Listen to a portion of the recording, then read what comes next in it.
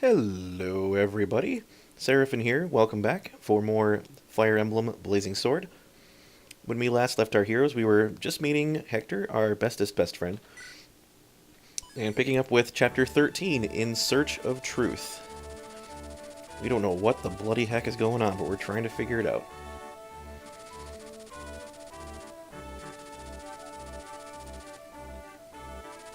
Yes, his friend who just happened to be around at exactly the right time.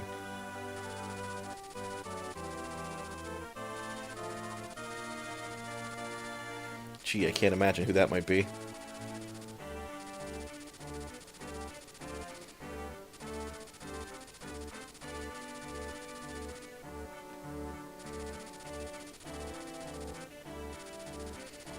Yeah, we're gonna go visit the Marquis and see what the heck's going on here.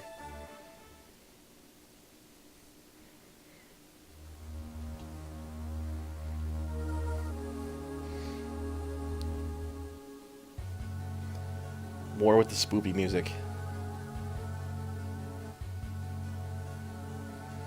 And there's that creep Effidel again. Maybe when they see his name, I guess. I just imagine him having this smug tone to his voice. Like the kind of smug tone that makes you want to punch him in the face.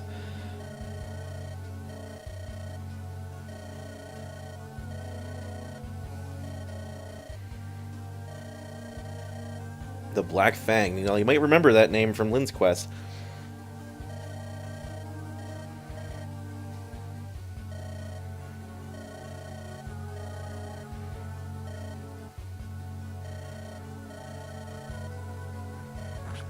Oh no! I've been stabbed. So Effidel is a representative of the Black Fang. Those same creepy dudes who were after Ninian and Nils in Lynn's Quest. And like I said, we only learned about them as part of that side quest in Lynn's Quest, and I made the joke that they're actually that's less a side quest and more of the main one. Who the heck is that guy? He's not even going to tell us his name. He's just going to offend us visually with his green facial hair.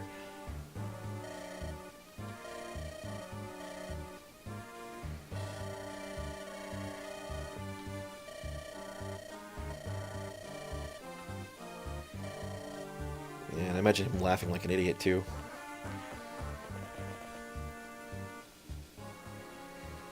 You know, it's that guy. I thought we killed him. Anyway. The guy on the left, that guy. His name is Guy.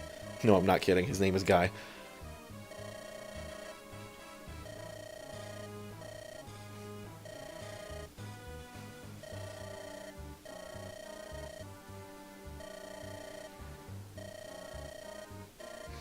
Here's some foreshadowing. If it wouldn't have been for Matthew, Guy would have starved to death.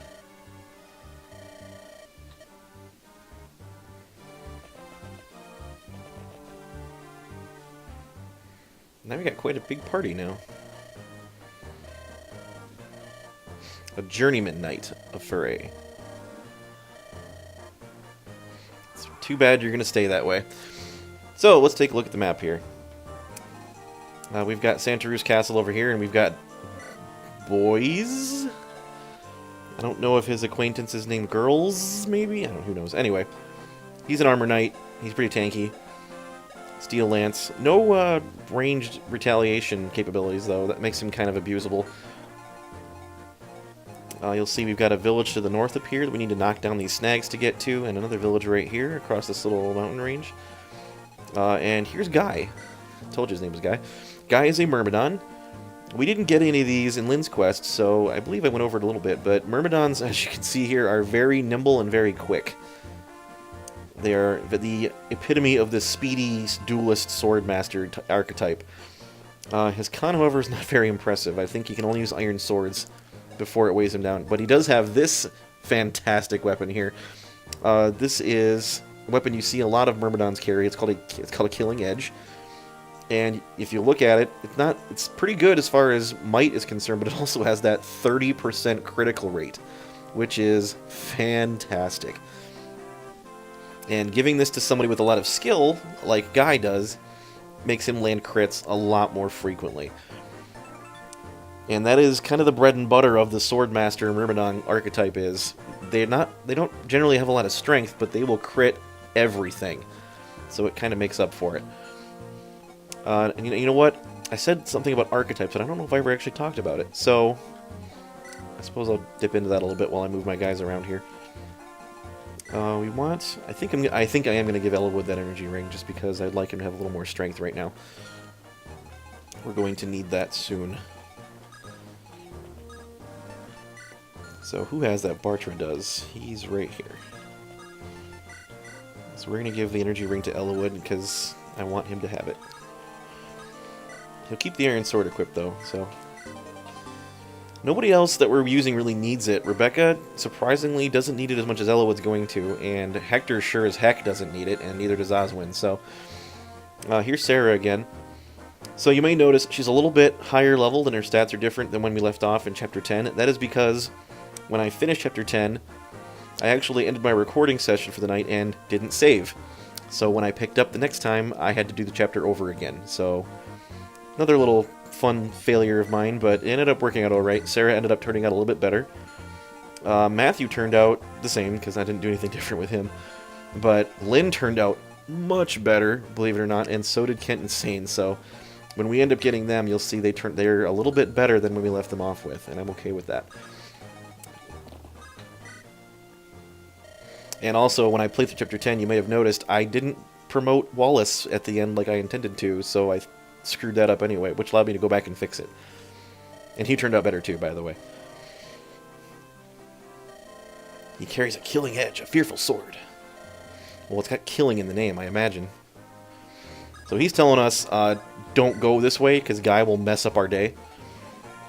But if you recall from many, many chapters ago, sometimes the bad guys aren't always bad guys for the entire time. And it was very convenient of Guy to go ahead and tell us exactly who to talk to him with. So we're going to send Matthew down here with the rest of the party. I just visited this village. Why did I do that? We're going to send Marcus over here, however, to knock over this tree. So I can get up there as time permits. And now we have a healer, which is great. Ellawood... Oh yeah, Ellawood probably one-round this guy now. With the extra strength I've just conferred upon him. Yep, sure enough. It's actually going to make things a little tougher because now he's not going to be able to soften people up like he was doing for Rebecca. It's a minute to actually get her own kills now. But because she's so quick... Oh, and there's a crit! You know what? I think she might be okay. I think she'll do just fine. I don't think she can cross... Oh, she can cross the mountain and get over here. She's not quite strong enough to kill this guy in one round, however, unless she were to crit him, but I sincerely doubt that will be the case.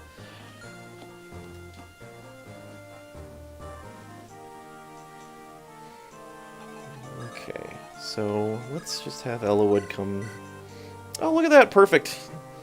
Even with that extra strength, we get to utilize... Oh, never mind. Man, Ellawood, crit machine for some reason. This never happens to him any other time I've played this. I'm not going to look a gift horse in the mouth, however. I'm going to be okay with that, because the more crits, the better. So we don't even need Sarah. I guess we need Sarah to heal up Rebecca a little bit. She took a hit from that other guy. Now Matthew's animations should still be on, because I never turned them off from last time. Perfect. Whoops, what did I just do? No. Leave that on, thank you. And so, we're going to let Marcus... We don't need to knock down that other snag, actually. What I'm just doing with him is grabbing that thing in the village and then running away. Because we don't really need to do much else. We'll just park the rest of our otherwise useless people in these villages here.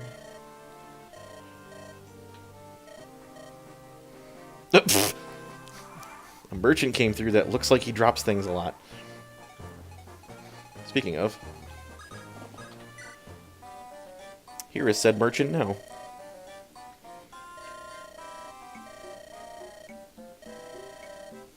Time is money. Yes, yes, of course. There he goes, dropping more stuff. He dropped a torch. Now, if you'll recall... Actually, did we ever get a torch? We did get a torch in Lynn's Quest. Those were useful for cutting through Fog of War. And them giving that to us right now is probably going to indicate that Fog of War is going to be coming soon. Thankfully, it is not coming this chapter, but very soon afterwards. So that torch will definitely come in handy very quickly. And we're just going to kind of mass all of our dudes together here. The ones we're actually going to be using in battle at any rate. I'm only going to be using Oswin up until we get Wallace, because I want to use Wallace this playthrough. I hardly ever use him, and I think he deserves a little bit more attention than he otherwise would get. I'm going to be going outside my comfort zone a little bit this playthrough. I'm going to be using some characters that I don't normally use, and I'm also going to be trying some different strategies that I don't normally like to use, so if it looks like I don't quite know what I'm doing, even though I've played this about 1,000 times, it's because I'm just trying new things. So please bear with me and have some patience. Unless you're a bunch of jerks, then whatever. But I trust that's not the case. Now I gotta be careful here, because I don't want to provoke Mr. Crit Machine. Although I bet you, Matthew could dodge some hits from him and be fine. Although there's a Spearman here too. So we're gonna let this Brigand man here come to us. And I think I'll let Hector do that. Oh, I should have given him that axe from Dorcas. I didn't think about that. I suppose I can hand deliver it to him. I'll send him the hand axe too, why the heck not? Wouldn't mind my lord to have some ranged capabilities. So we're gonna park Oswin in the village here. Talk to this creepy old lady. A great witch. It's a mine. Explosive magic.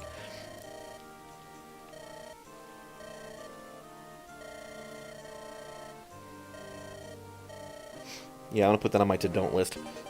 So we get a mine. You get, I think, 2 or 3 of these throughout the game. They're kind of a gimmick, unfortunately. You can plant it in the ground in any space next to where the unit that uses it does. If anybody moves through that space, any enemy moves through that space, they will stop immediately on that space and get hurt for 10 damage.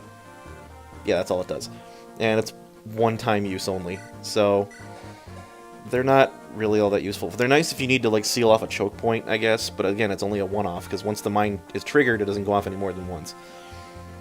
So, situationally useful. You'll see here that Hector and Elowood can already support one another.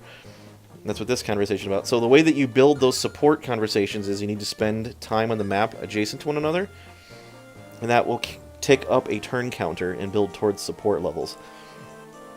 That being said, I don't know that I want Elowood and Hector to support right now, even though it would otherwise sound like a great idea.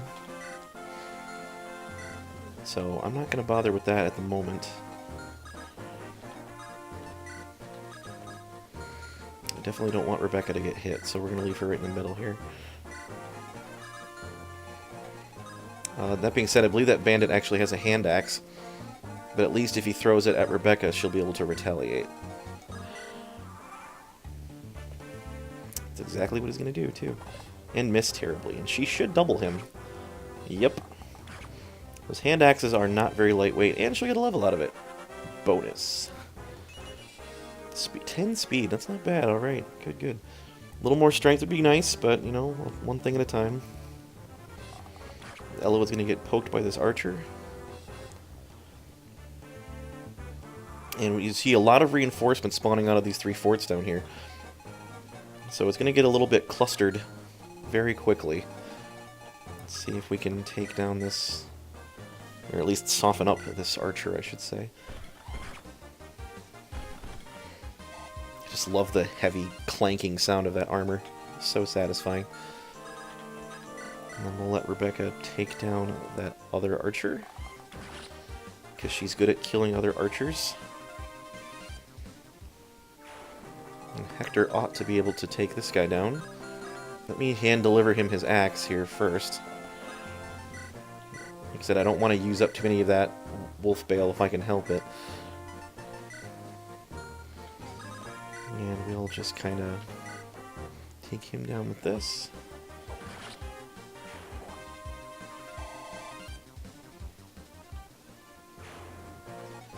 And that guy's also got a hand axe. I don't know who he's going to try to attack with it. Probably Matthew if I had to take a stab, but I'm not sure. I want Matthew close, though, in case Guy decides to start moving in, but I don't want him to get hit by these guys either. So right here next to his master will be fine. That guy is going to... Oh, he's going to get murdered by Oswin because he's going to get doubled by him. You know you're bad when you're getting hit more than once around by a dude who's wearing incredibly heavy armor and is very slow. Like, just rethink your career choice. This guy's going to commit suicide against Oswin as well. Fantastic choice. Thanks for playing.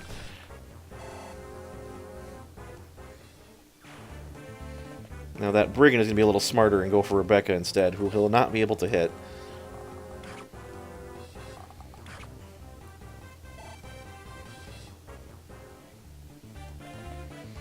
That archer will attempt to hit Matthew and succeed, strangely enough. I believe there are yet more reinforcements coming out of that area there. Now I know you're wondering why I don't move forward and try to push my way through, because I don't want to kill Guy in accident, and I don't want him to murder any of my people in accident. And the way that I plan to recruit him, Matthew can move one square faster than the Guy. So if I park Matthew right outside of his combat range, then I can go right up to him and recruit him the next turn. But I want to clear out all these guys first to make sure that I don't, you know, accidentally lose anybody, either Guy or any of my own people. I don't want any of that to happen. I bet you dimes to donuts that archer's going to go for Rebecca. Let's heal up Matthew in case he gets hit again. We don't want that.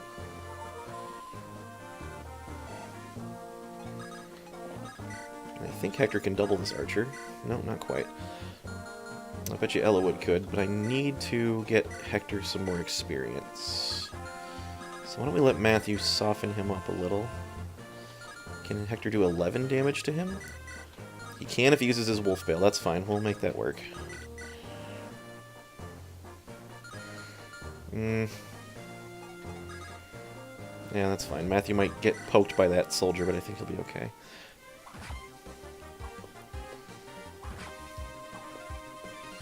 Problem is that Archer's standing in a fort and it's making him extra tanky. Alright, pray for a hit. Alright, nailed it. Good. Got Hector some experience. That's always nice. No. Need to leave Oswin where he is, otherwise Rebecca and Ellawood are going to get poked by spears instead. We don't need that.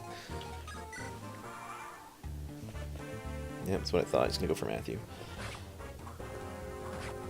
Matthew, thankfully, can do some decent damage to him in retaliation. And that archer won't kill him even if he does hit, so we should be alright. This archer, however, is about to have a bad day.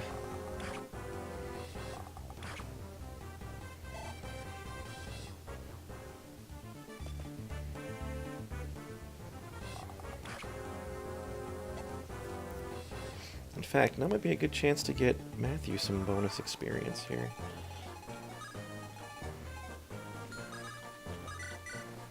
Not bonus, but you know what I mean. Just some extra experience. Right here's in a good place. Oh, that's bad.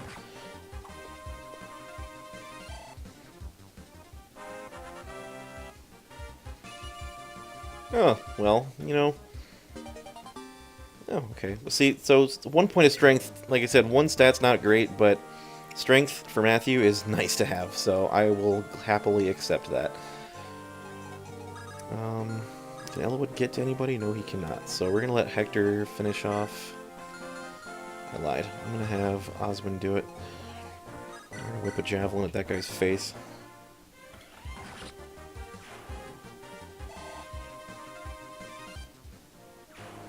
And then Hector will pound this guy into the sand, hopefully. Yep, looks like he might be able to. He's got to use the wolf bale again, but... And he'll crit with it, even. Just for extra effect.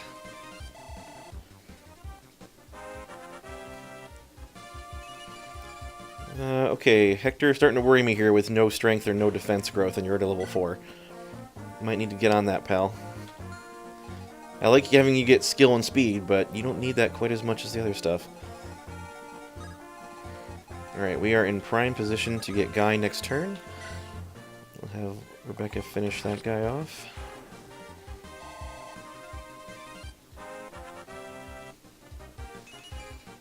Ugh, man. This has not been a great chapter so far for people getting level ups. But I guess you can't have everything you want.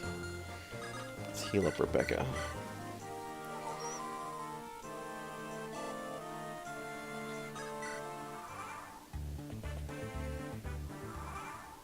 Alright, so now, Guy can't reach Matthew, but Matthew can reach Guy, so we're gonna go talk to him.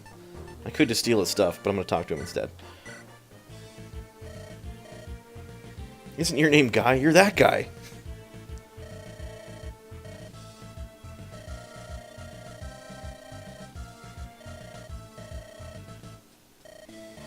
There's a guy with his sly smirk there.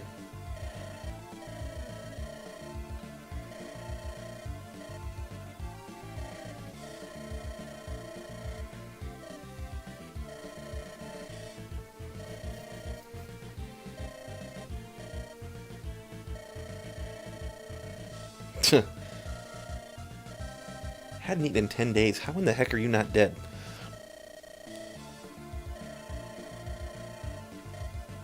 Oh yeah, so Guy actually is Sakayan, if you can't tell from his attire there.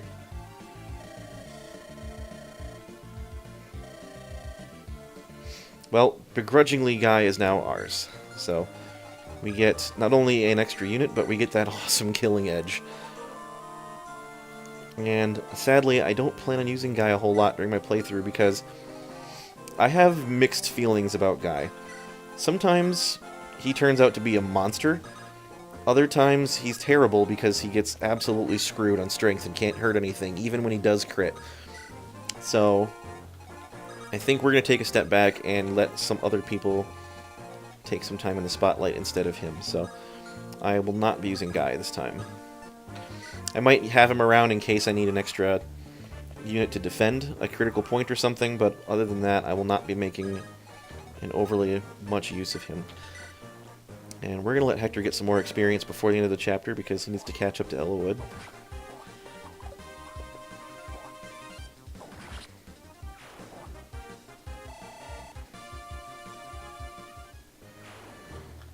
And we'll park Osmond here next to him also. The rest of this band I don't need to worry so much about now, do I? I'm trying to think if there's anything worth stealing on this map. Guess we can find out real quick. Probably should have done that before I murdered half the people on the map, but you know how it goes. Defense for my cleric, fantastic. Nothing for you. No, nothing to steal. Alright. Oh, this guy too. Nope, nothing. Okay, I guess we're just gonna go barrel our way toward the gate here. I'll put Hector on this spot and let everybody come to him so he can outright destroy them. Because he will.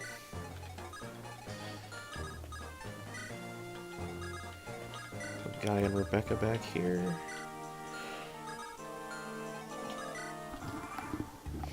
So, I think I'm going to talk about archetypes a little bit, because I know I mentioned it earlier.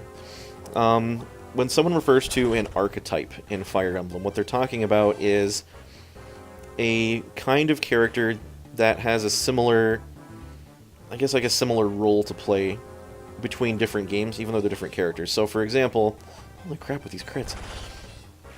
For example, Guy fits the speedy early joining Myrmidon archetype that joins with a killing edge. And these archetypes all come from the very first Fire Emblem game.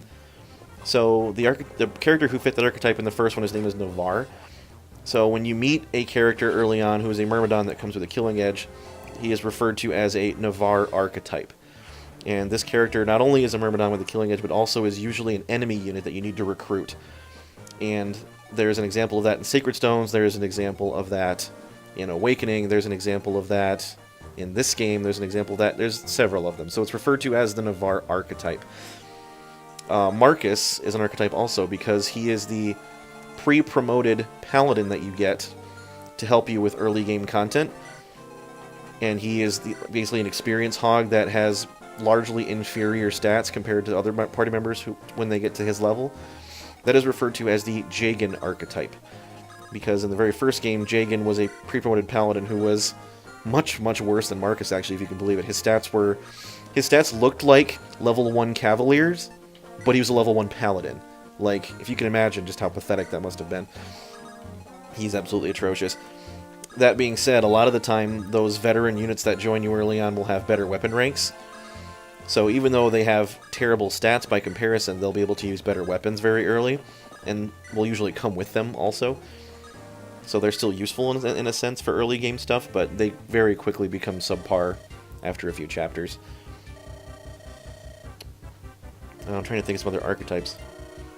There is something called the Est archetype. So in the first Fire Emblem game, there is a Pegasus Knight you get very, very late in the game, and is very low level also. And you might be thinking, well, why are you getting such a pathetically low and unusable unit that late in the game? Well, it turns out if you take the time to baby that unit and train them up, they become powerhouses. Because even though they're low level, they usually have stellar growth rates in everything. And there is definitely an example of an Est archetype in this game. But we won't be seeing her for quite some time because, again, they joined very late. The particular Est archetype character in this game, I don't believe will be taking the time to train this playthrough, only because I normally do use her quite a bit, and I think I'll let a different unit have the chance to shine instead, so... Well, you might be wondering, Hector only did 1 damage to that guy, but if I whip out this thing instead, it's going to be a much different story. Can Sarah get to him if he... No, she can't, so I'm going to let him come to me. But I am going to equip the thing still. And we're going to send Lowen up here. And we'll have Elowood for moral support. Nobody else besides Hector or Oswin can really do damage to this guy. Maybe Elowood with his rapier, but because he's on a fort and his defense is so high, and he's got a lance, Elowood will lose in combat triangle and probably get killed, so we were not going to be risking that. And Hector should be able to tear this guy to shreds in a couple of turns. If he keeps critting like he has been, it'd be even shorter than that. Yeah, there we go. It's much better. And Oswin's going to make quick work of this dude. And take nothing in return because he's Oswin and he's amazing. And there we go, level 10 Oswin, and he gets skill, luck, and defense. Fantastic. Luck is one of his lowest stats, and that's nice when he gets levels in that. Let me check out this armory up here and see if there's anything worthwhile to grab. Oh, heck, yeah, there is. Javelins and hand axes. Do I need... I'm going to grab an iron sword for Guy, because I don't want to use that killing edge if I'm forced to use him at all. I don't need javelins anybody. The only person who is capable of using them have them already.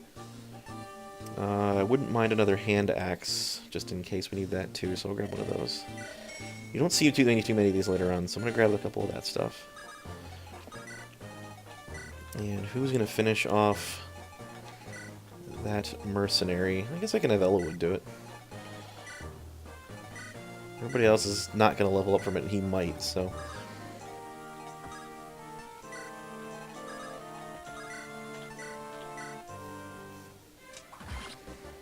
He's not going to quite level. He only gets 30 experience.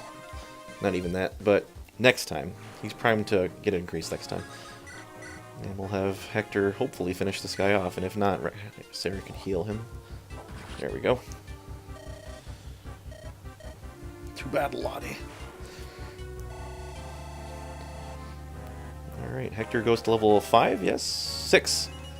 There we go. Strength, speed. Oh, look at that. A little bit of everything. That's what I like to see. Perfect. Good job, Hector. Have a heal as a prize. So my point with the whole archetypes conversation is that there are characters that fulfill a certain niche between games, even though they're different characters. So if you play a different game other than this, you might see, hang on, this character seems a lot like this one from this other game. Well, that's because they probably are. Because they're built along the same template, if you will.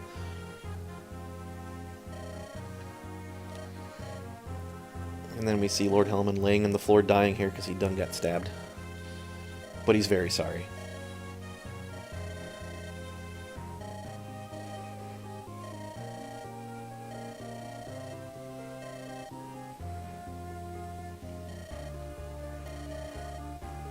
Lord Hellman, no! So we learn that the Marquis of Laos knows everything and we need to go talk to him. No, I can't give away my mayonnaise. Oh, beware the Black Fang is what he actually meant. Sorry, I can't believe I misconstrued that there. Suddenly the lights are back on, too.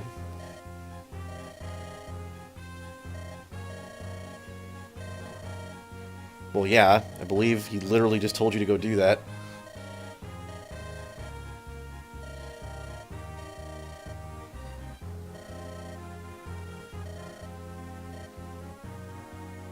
That looks exactly like the Chancellor of Kalen. What is he doing here?